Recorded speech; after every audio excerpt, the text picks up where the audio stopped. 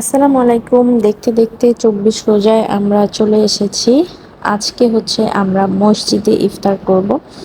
গত বছর কয়েকবারই আমি মসজিদে গিয়ে ইফতার করেছি, তো এই বছর এখন পর্যন্ত যাওয়া হয়নি। তো সবাই মিলে আর কি প্ল্যান করা হলো, যেহেতু দুই ভাইরাও আসছে, তো চিন্তা করলাম যে সবাই মিলে গিয়ে মসজিদে ইফতারটা করি। আর আমি এই তো একদম রেডি হয়ে তারপর হচ্ছে চা বানিয়ে নিয়ে যাব। আর এদিকে ইফতার আইটেমের মধ্যে আমি স্যান্ডউইচ করেছিলাম, স্যান্ডউইচ নিয়ে যাচ্ছি। মসজিদে তো ইফতার দেয়ই, তারপরেও টুকটাক করে নিজেরা একটা করে আইটেম আর কি নিয়ে যাচ্ছি সাথে। আর মসজিদে আলহামদুলিল্লাহ যা ইফতার দেয় সেটা দিয়ে ইফতার কমপ্লিট হয়ে যায়, যেহেতু ফ্যামিলির অনেক মেম্বার্সরা আমরা ছিলাম একসাথে। তো এই কারণে হচ্ছে একটু একটা করে ইফতার আইটেম নিয়ে যাচ্ছিলাম। আর আজকে হচ্ছে আমি একটা বোরখা পরেছি, আমার ফ্রেন্ড গিফট করেছিল আমাকে। তো ঝটপট করে রেডি হওয়ার জন্য ভাবছিলাম যে কি পরে যাব আসলে। দেন হচ্ছে হঠাৎ মাথায় আসলো যে আজকে এটা পরেই চলে যাই। তো আলহামদুলিল্লাহ একটু অন্যরকম লাগছিল, ভালো লাগছিল তবু। আর আমরা বের হয়েছি মোটামুটি আগে ভাগেই বের হয়েছিলাম, শনিবার ছিল। তো যার কারণে রাস্তায় তো প্রচুর জ্যাম থাকবেই শনিবারে, একদম মানে গাড়ির প্রচুর প্রেসার ছিল। আর যেহেতু ঈদের বন্ধও পড়ে গিয়েছে আর কি, তো সব কিছু মিলিয়ে আর সবাই হচ্ছে সবার গ্রামের বাড়িতে যাচ্ছে। আমাদের দেশে যেরকম সবাই ঈদ করতে নিজের দেশে যায়, তো ওরাও কিন্তু ওদের দেশের বাড়িতে যাচ্ছে।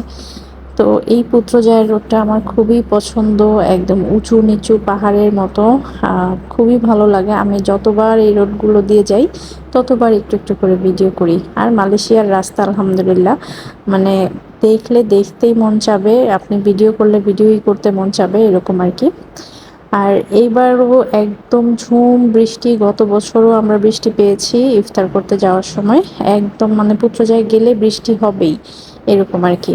তো গত বছর ইফতারেও আমি ব্লগ শেয়ার করেছিলাম, বৃষ্টিতে খুবই অবস্থা খারাপ হয়ে গিয়েছিল, প্রচুর বৃষ্টি হচ্ছিল। এমনিতে অনেক ভালো লেগেছে বৃষ্টির কারণে। তো এই বছরও সেম একদম বৃষ্টির মধ্যে আর কি ইফতার করা হবে।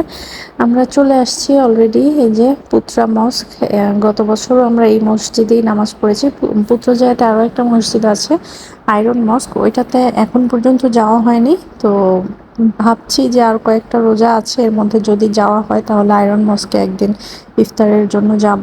বাট জানি না এখনও, যেহেতু হাতে একদমই সময় কম। এই জায়গা থেকে ভিউটা কিন্তু খুব সুন্দর। আর এখানে এই যে দেখেন কত কত মানুষ, আলহামদুলিল্লাহ সবাই বসে পড়েছে ইফতারের জন্য। মসজিদ থেকে খাবার দেওয়া হচ্ছে, বিশাল লাইন। তো আমরাও আর কি টুকটাক করে খাবার নিয়েছি কিছু। এই যে আমরা যতজন মেম্বার্স ছিলাম সবার জন্য একটা করে প্লেট ছিল। আর হচ্ছে আমরা তো বাসা থেকে নিয়েই গিয়েছিলাম। আর ওখান থেকে জুস কিনে নিয়েছিলাম, টুকটাক ছোটোখাটো দোকান বসে খাবারের, জুসের, ওগুলো আর কি ওখান থেকে কিনেছিলাম। এই তো এখন সবাই মিলে বসে বসে একটু গল্প করছি, ইফতার গুছাচ্ছি, ইফতার সাজাচ্ছি। ভালো লাগছিল, কত মানুষ একসাথে বসে ইফতারের জন্য ওয়েট করা, এই অপেক্ষা, সময়টা যে কি ভালো লাগে সেটা বলে প্রকাশ করার মতো না আসলে। ইফতারের সময়টা সবাই অপেক্ষা করে, আজান হবে তখন সবাই একসাথে মুখে খাবার দিবে, অনেক ভালো লাগে আসলে। আর এখানে হচ্ছে এক ভাবি শর্মা নিয়ে গিয়েছিল, ডিম চপ নিয়ে গিয়েছিল, আমি তো স্যান্ডউইচ নিয়েছিলাম, সাথে অনেকগুলো স্যান্ডউইচ নিয়েছিলাম। আর সাথে অনেক খাবার ছিল। এখানে আমাদের মনে হচ্ছিল যে প্লেট অনেক বেশি হয়ে গিয়েছে, দেন আমরা কিছু প্লেট ফেরত দিয়ে আসছি।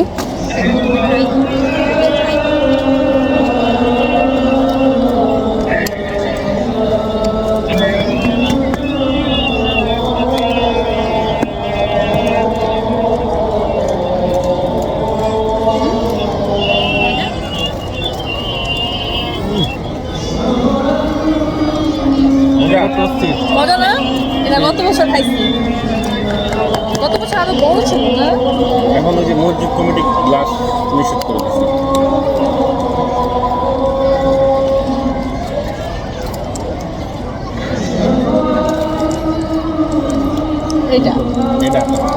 আমি এটা আমি প্রতিদিন কি প্রতিদিন থেকে নিয়ে দিতে পারবো? না এটা তো আমি বাসায় বানাই।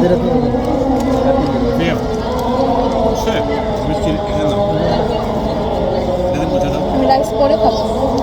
আগে কি খাবা? আগে এগুলো খাই দেখি নামাজ ভাবিরা কি বানাইছে নামাজ দাও। পড়ে তারপর রাইস খাবো।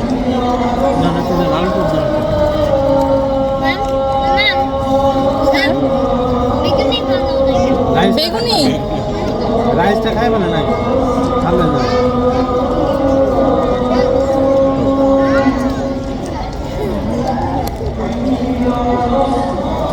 আর বেশি দেন।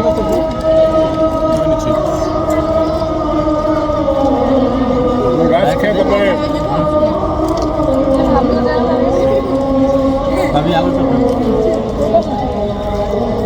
ওই এখানে একটা দেন। আমার নেই। ওই যে ওখানে সিঙ্ক আছে, ওই সিঙ্ক।